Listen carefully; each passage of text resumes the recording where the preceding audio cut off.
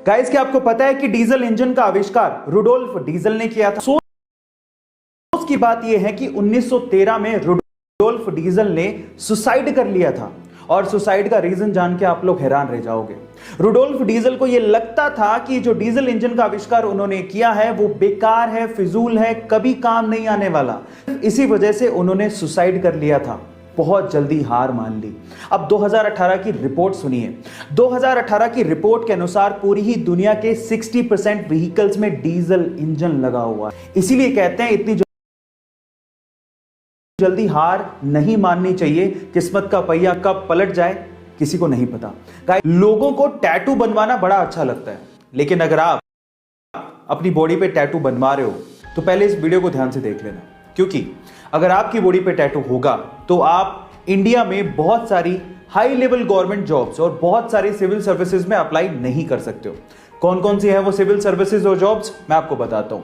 वो है IAS, IPS, IFS, IRS। और इसके अलावा अगर आप सेना को ज्वाइन करना चाहते हो तो भी उसमें अड़चन आएगी।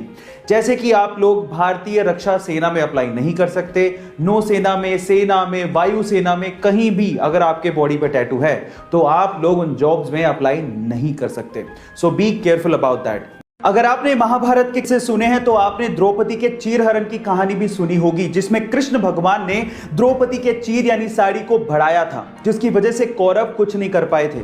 पर सवाल यह है कि कृष्ण भगवान ने ऐसा किया क्यों? तो उसके पीछे की कहानी सुनिए।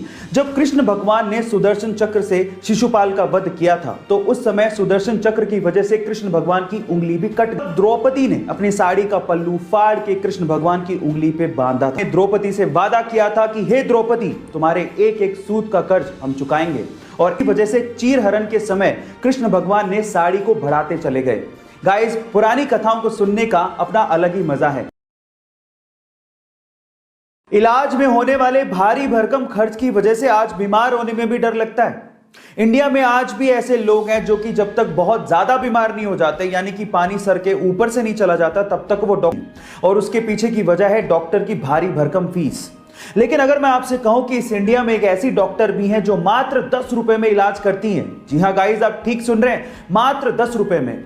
उनका नाम है नूरी प्रवीण। डॉक्टर नूरी आंध्र प्रदेश के कुड़पा जिले में अपना क्लिनिक चलाती है और उनका सपना है कि एक दिन वो बहुत बड़ा अस्पताल खोलें और उसमें भी मात्र 10 रुपए में चेकअप करें। गाइस, नूरी प्रवीण के इस जज्बे को मैं दिल से सलाम करता हूं। एक बार किसी ने भगवान बुद्ध से पूछा कि आप इतना ध्यान करते हैं, इतना ध्यान में रहते हैं, आपने ध्यान से क्या पाया है? तो भगवान बुद्ध ने जवाब दिया कि मैंने ध्यान से कुछ पाया नहीं है, लेकिन मैं आपको यह बता सकता हूं कि मैंने क्या खोया है। मैंने ध्यान से गुस्सा, नफरत, व्यर्थ की चिंता, बूढ़ा होने का और मृत्यु का भय खो दिया है। Guys, meditation is a medication of many mental problems. क्या आप लोग भी मेडिटेशन करते हैं? चैट सेक्शन में जरूर लिखिएगा। और गाइस, भगवान ने ना इंसान नामक एक बहुत ही गजब मशीन बनाई है। कैसे? एक छोटा सा एग्जांपल देता हूं। क्या आपको पता है कि जब आपको उल्टी आने वाली होती है तो उससे 30 से 35 सेकंड पहले आपका पूरा का पूरा मुंह लार से भर जाता है? कभी गौर करके देखना। पर सवाल ये कि ऐसा होता क्यों है? तो देखो, मैं आपको बताता हूं। आपकी जो लार होती है ना, वो क्षारीय यानी बेसिक नेचर की होती है। और जब आपको उल्टी आने वाली होती है तो उल्टी के साथ साथ पेट से खतरनाक एसिड भी मुंह में आने वाला होता है। तो उस एसिड को न्यूट्रलाइज करने के लिए और आपके मुंह को बचाने के लिए वो लार पैदा होती है। और उसके अलावा लार 30 से 35 सेकंड पहले पैदा होती है। वो आपको इंडिकेट भी करती है कि आपको उल्टी आ सकती है ना? Amazing fact.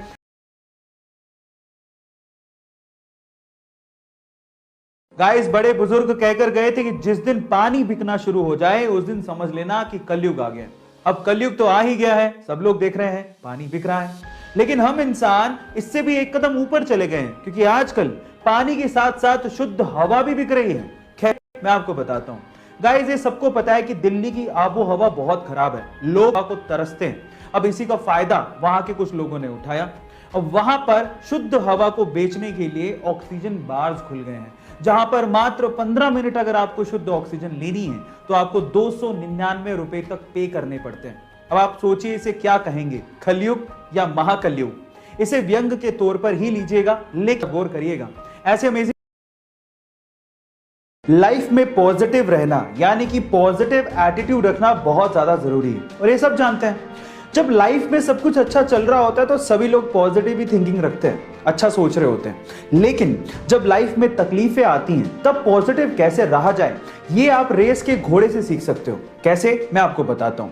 क्या आपको पता है कि रेस के घोड़े को ये नहीं पता कि उसे रेस में दौड़ना है और जीतना है? उसे तो जीत का मतलब ही नहीं पता होता। वो सिर्फ इसलिए दौड़ता है क्योंकि उसका मालिक उसके ऊपर बैठ के उसको तकलीफ दे रहा होता है, उसे पोक कर रहा होता है ताकि वो तेज भागे। समझ रहे हैं आप? ताकि वो जीते और उसे रिकॉग्निशन मिले। इसी तरह से आप लोग हमेशा याद रखिएगा, जब जब आपको आपकी लाइफ में तकलीफें मिलें, आप लोग याद रखिए कि मालिक आपको जिताना चाहता है। इस तरह से आप अपने एटीट्यूड को अपनी लाइफ में पॉजिटिव बना के रख सकते हैं, तब भी जब आपकी लाइफ में तकलीफें हों। केबीसी का एक सवाल पूछता हूं, सवाल बहुत महत्वपूर्ण है, इसलिए बहुत ध्यान से सुनिएगा। सवाल यह है कि सन 2020 में हिंदी का ऐसा कौन सा शब्द था जिसे Oxford Hindi word of the year चुना गया? बताइए। चलिए मैं आपको हिंट देता हूं। साल 2020 एक ऐसा साल जिसमें कोरोना महामारी के चलते सब कुछ ठप पड़ गया था। लोग अपने घरों में थे, आउटसोर्सिंग बंद हो गई थी, इंपोर्ट एक्सपोर्ट सब बंद था। उस टाइम पे हम इंडियंस को दोबारा अपने पैरों पर खड़ा करने के लिए, दोबारा जगाने के लिए उस शब्द का इस्तेमाल किया गया। चलिए मैं आपको बता ही देता हूं। वो शब्द है आत्मनिर्भर, सेल्फ रिलायंस। एक ऐसा शब्द या फिर यूं कहें कि एक ऐसी फीलिंग जिसके बिना कोई भी डेवलपिंग कंट्री तरक्की नहीं कर सकती। गाइस, ये फैक्ट आपको कैसा लगा चैट सेक्शन में जरूर